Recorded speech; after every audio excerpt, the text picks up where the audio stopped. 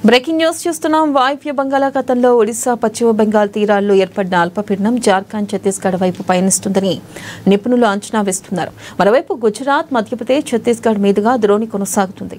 వీటి ప్రభావంతో రాబోయే 3 రోజుల్లో తెలుగు రాష్ట్రాల్లో తేలికపాటి నుంచి ఓ మోస్తరు వర్షాలకు అవకాశం ఉందని వాతావరణ శాఖ తెలిపింది. గంటకు 40 నుంచి 50 కిలోమీటర్ల వేగంతో ఈదురుగాలులు వీస్తాయని పేర్కొంది. సముద్రం అలజడిగా మారనున్న నేపథ్యంలో సోమవారం వరకు మత్స్యకారులు వేటకి వెళ్లరాదని విశాఖ తుఫాను హెచ్చరికల కేంద్రం అధికారులు సూచించారు.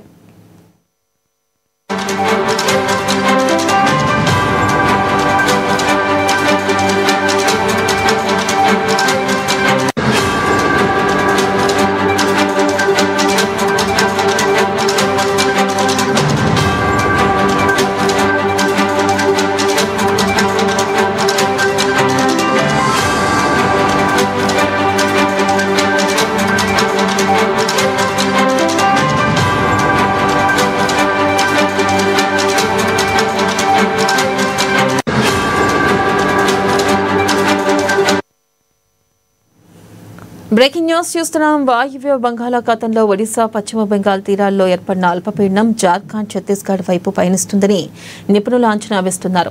మరోవైపు గుజరాత్ మధ్యప్రదేశ్ ఛత్తీస్గఢ్ మీదుగా ద్రోణి కొనసాగుతుంది.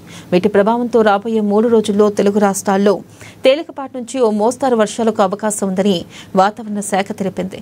గంటకు 40 నుంచి 50 కిలోమీటర్ల వేగంతో ఈదురుగాలులు వీస్తాయని పేర్కొంది.